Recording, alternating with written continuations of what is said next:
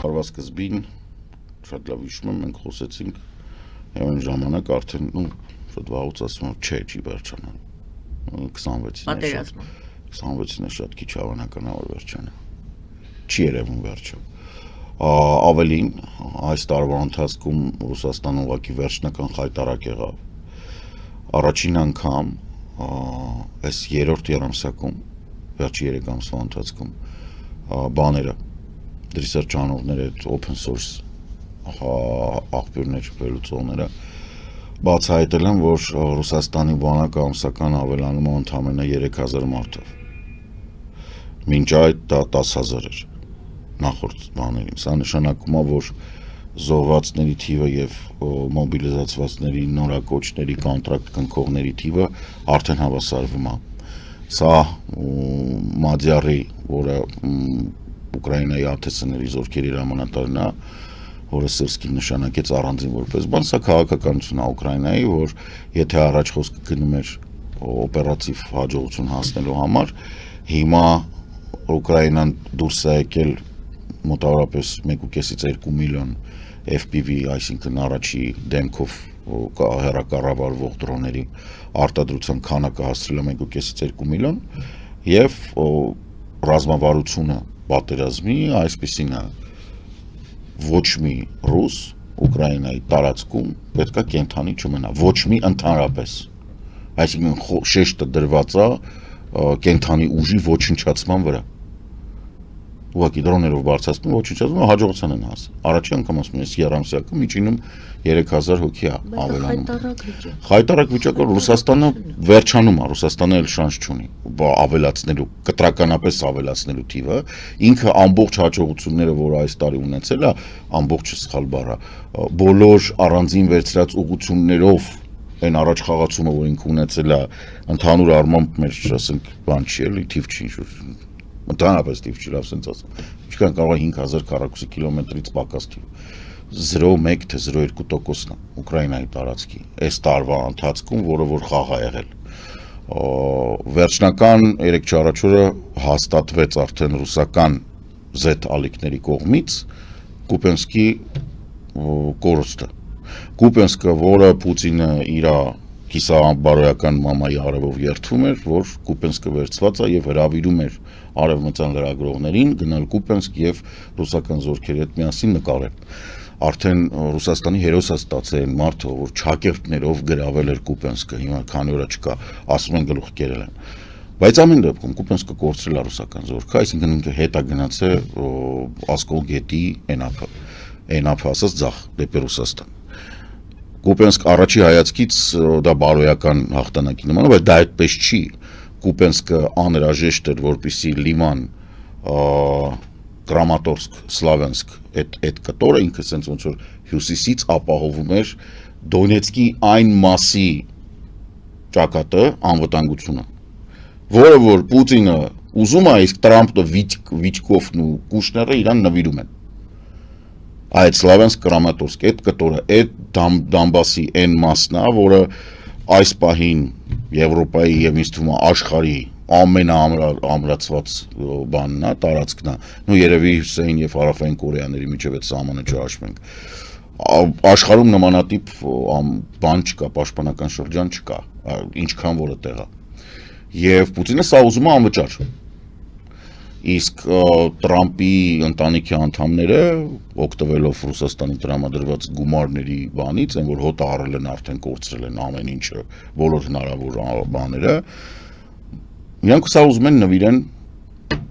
համապատասխան Պուտինին այս տարածքները։ Ուկրաինան հրաժարվում է, Եվրոպան հրաժարվում է եւ Եվրոպայի այս վերջի բաների ընթացքում սուբյեկտությունը ձեռք բերած նաեւ Տրամպին գցում է հիստերիկայի մեջ,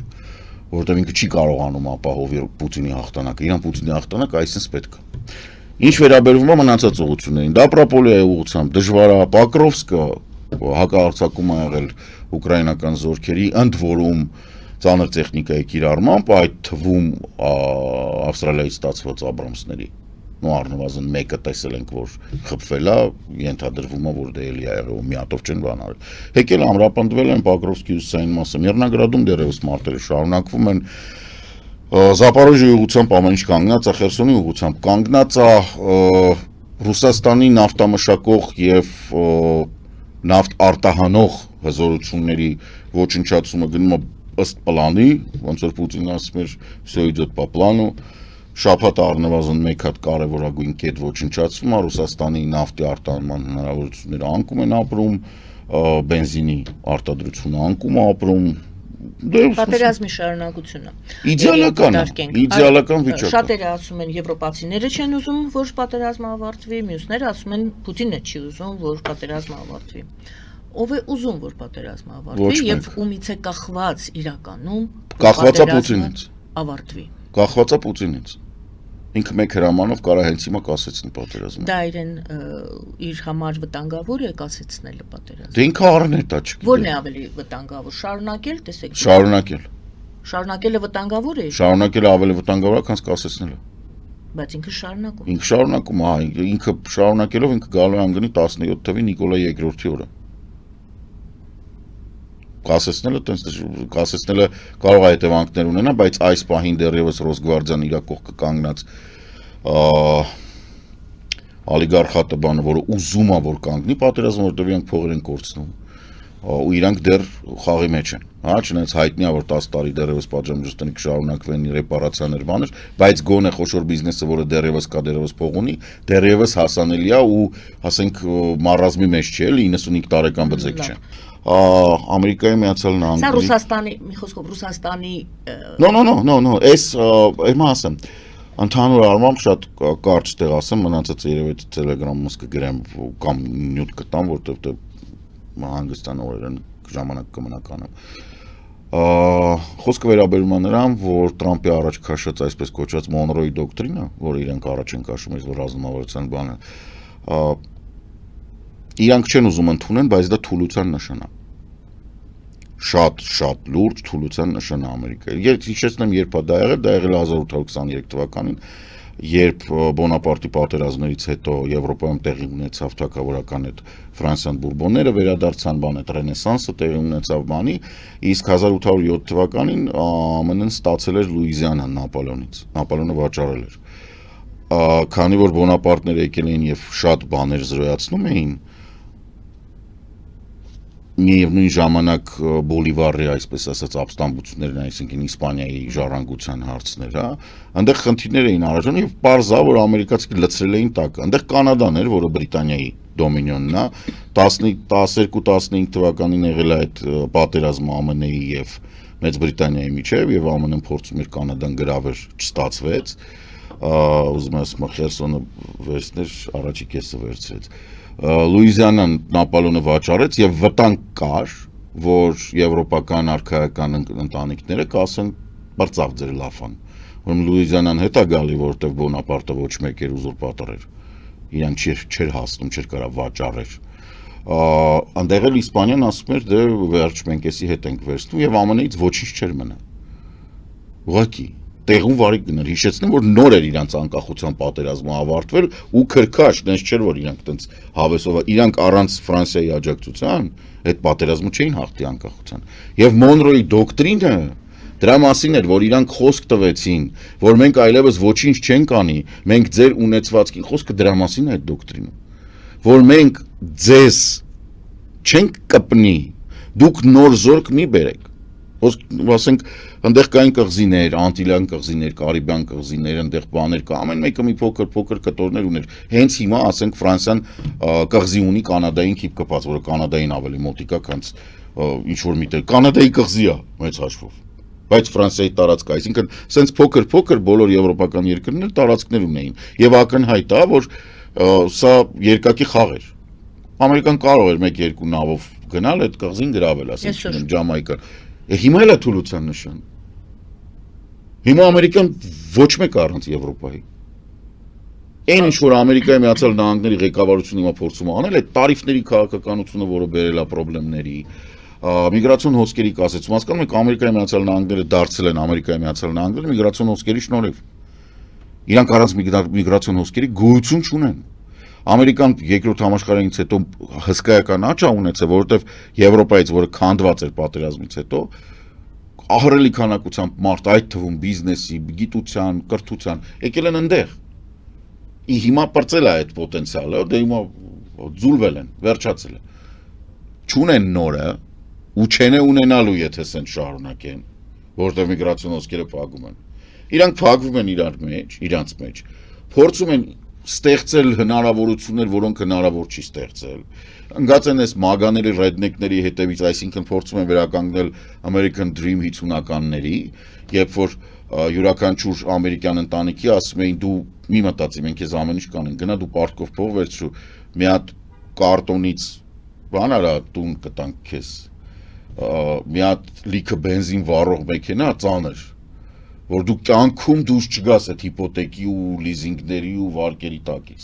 Դու այտենց ապրի, դու ուղղակի առավոտ 8-ին գնա գործի, 5-ին արի, գարեջուրդ գրգի, կնգատ, որը ասենք գամբուրգերա քեզ տալու, այդ գարեջուրդ գամբուրգերդ կեր, որտեղ դու ուրիշ ճան չկա։ Ու տենց, այդ American Dream-ը, որը որ երկու անգամ կարող էր փոխվել 68-60-ականներին Վիետնամից բան, հետո բայց չփոխվեց։ Հիմա ինչ որ չափով մենք տեսանք այդ եկածների սերնդի, ասենք Steve Jobs-ն, Wozniak-ն, բան, իրան շնորհիվ Bill Gates-ն անային, տեխնոլոգիական աճ, որ այս ռեդնեկները կանգնացնում են։ Տեխնոֆաշիստներ հիմա, որոնք չհասկացա խի, որոշեցին, որ իրանք տենց աճ ուժերի ներկայացնեն են, նայում ես ում բան ես անում, զիգավատներ են անում, բաներ են անում։ Այսինքն բարոյական հիմք չկա, Մասկը ֆանտաստիկ ինժեներ է, խի գնաց քաղաքականության մեջ չհասկացա, բայց կործանվեց։ Տրամպի աշխատակազմի ղեկավարը ասում է Մասկը կետամինովի նարկոման է։ Հիմա դուք ո՞նց եք պատկերացնում Ամերիկայի Միացյալ Նահանգները ինչ կարան ստեղ անում, ոչինչ։ Եվրոպայի համար սա աբսուրդ է, սա տպավորություն է, որ մարդը ո՞նց կարա մարդը ասենք, ոնց որ շորերը պատրես մեր կընկնես, ասենք -20-ին փողոցում գորես, ասես ես չեմ մրցում։ Հա դու կարող այդ բային խմած ես չես մրցում։ 20 րոպե հետո ինչ կա չկա վրա 20 կընկնի։ Այստեղ հիշեցի Իտալիայի մինիստրի ներխորհրդի նախագահ Մելանի խոսքը։ Ինքը շատ հարգված է, մեր կողմից շատ հարգված է։ Նա կառավարության անդամների հետ հանդիպմանը ասում է 2025 թվականը դժվար տարի էր մեր բոլորից համար, բայց մի անհանգստացեք, հաջորդ տարին շատ ավելի վատն է լինել։ Արմեն Հովհաննիսյան երջանկայի շտակ շատ էր սիրում Մելոնին, մնում էր բան չասեք Մերկուրն։ Դե ճիշտ ասում։ Ասենք ոչ մի բան չես կարող ասես, հիմա կարաս սուտ խոսաս, իհարկե։ Կանգնես ասես, բանը կառավարության անդամներինը, ինչա տարածվել, որտեղ բոլորը գիտեն որ տենց։ Բոլորը գիտեն որ տենց է լինելու, ուղղակի տենց Մելոնին մեր քուրն է, ասենք որ եթե Հայաստանում ապրեր կգնենք կբերենք մեր կուսակցություն, կասենք արի առաջի համարով մենք պատրաստ ենք դրան բանը, որովհետև ճշմարտություն է ասում։ Դա անգին է ուղղակի։ Հասկանում եք, երբ որ վարչապետը սուտ չի խոսում, երբ որ երկրի ղեկավարը սուտ չի խոսում, դա անգին է։ Երբ որ չի կանգնում ասում որ խաղաղություն կա։ Եվ այն որ բանը դա խաղաղություն է։ Ուսենք տենց ինչ-որ վարչապետներ կան աշխարհում, չէ՞ որ հավայի տեղ ասում են խաղաղություն է։ Մելոնին ասում է բարդ էր, բայց ավելի բարդ է լինելու, հեչ չվախեք։